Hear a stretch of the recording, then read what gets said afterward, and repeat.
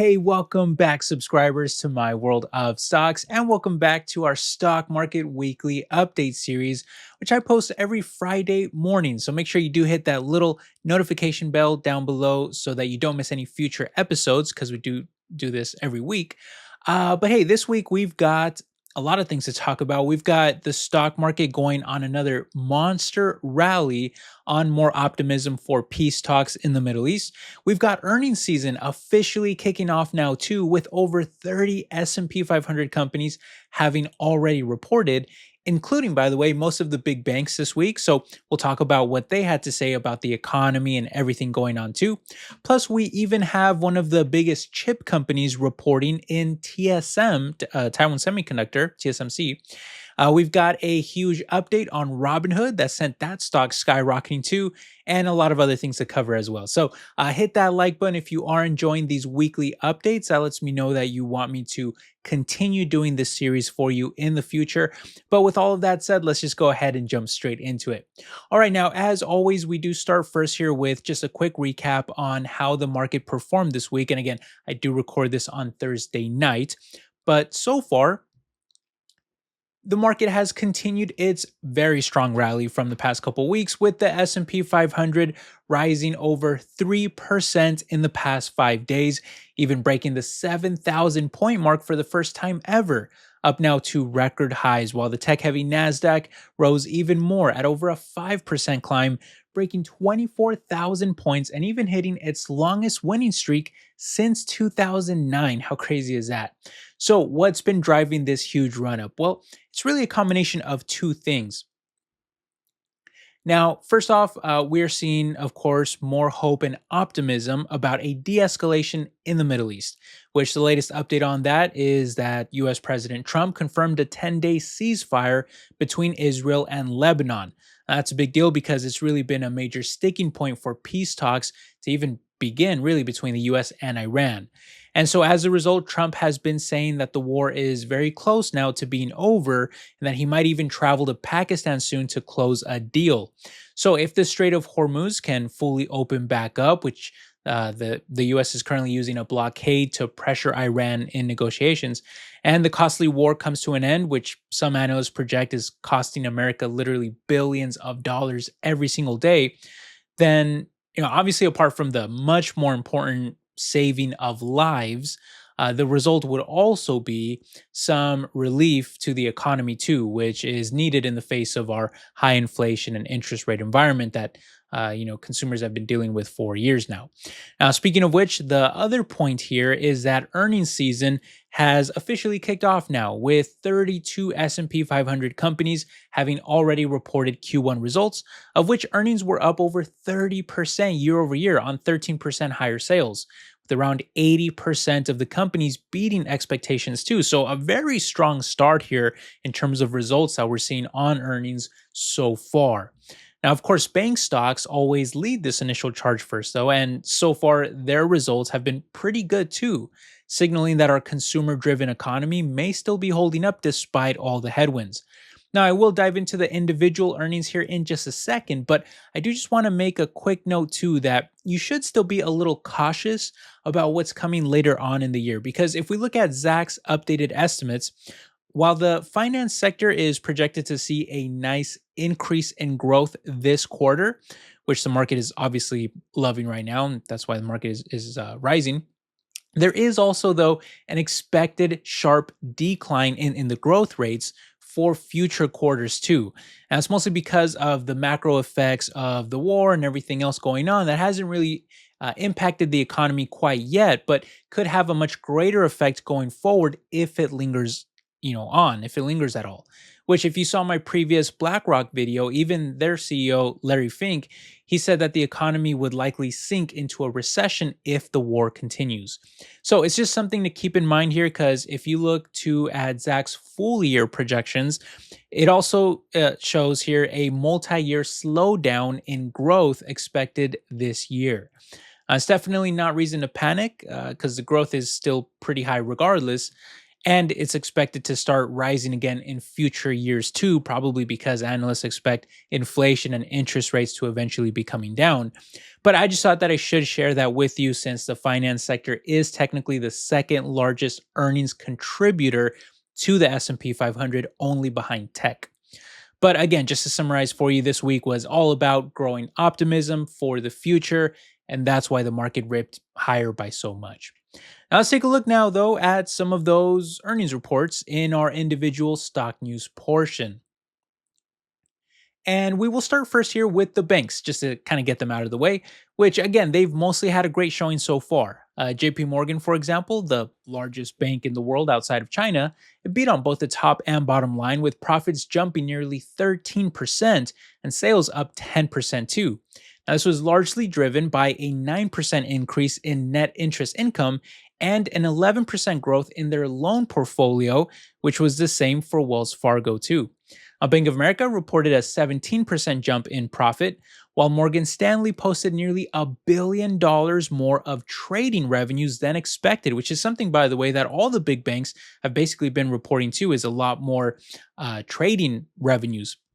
This is due really to all the extreme volatility that we've been seeing during the war, especially in energy markets, a lot of software stocks. I'm sure you guys have been obviously seeing that in probably in your own portfolios too.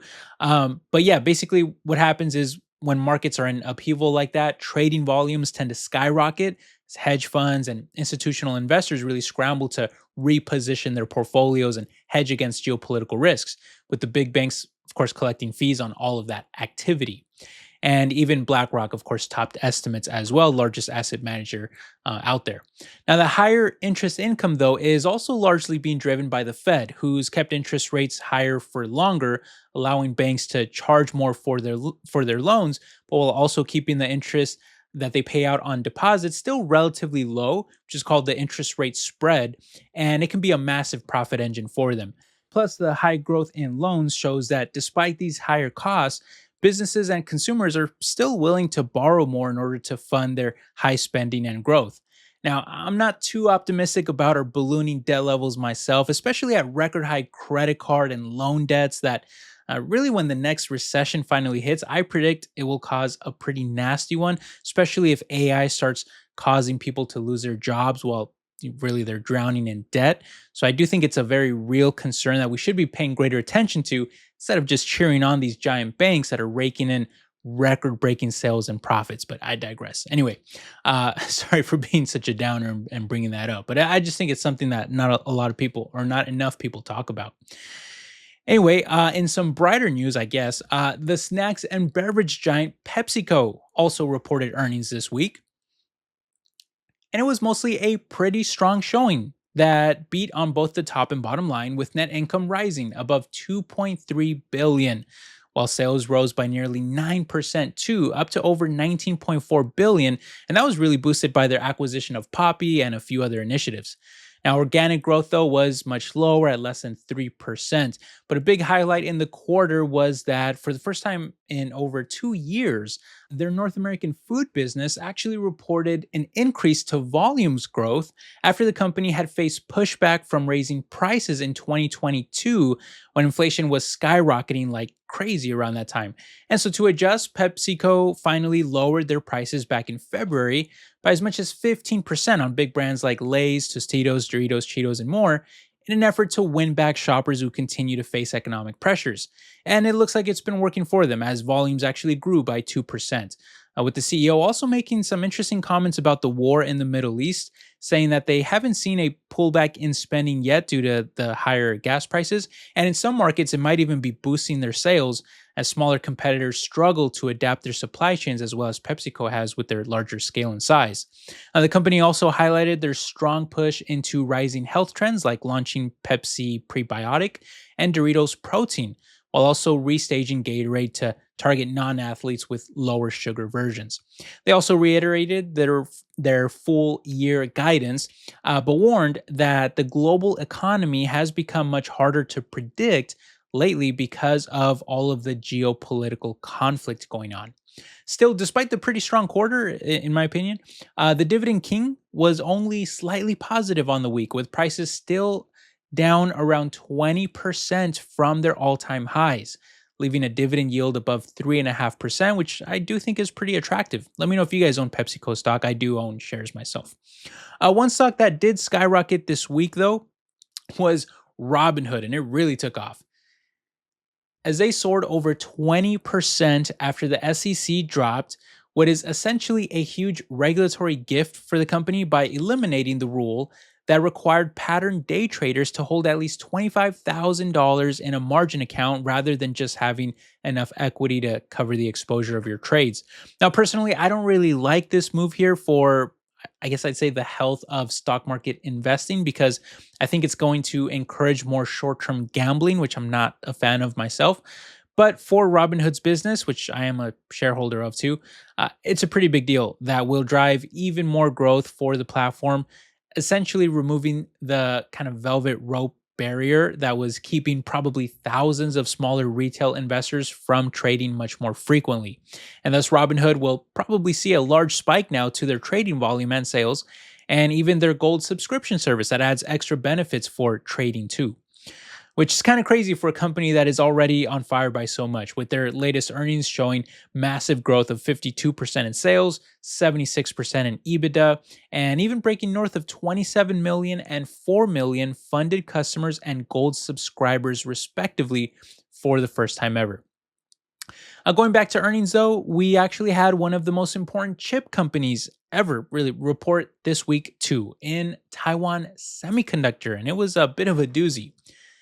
Now, they actually fell surprisingly this week by over 3%, despite what actually looked to me like some great earnings, where they reported a massive 58% jump in profit, hitting a fresh record high for the fourth straight quarter in a row. Revenue also crushed expectations at $35 billion, growing also by 35%.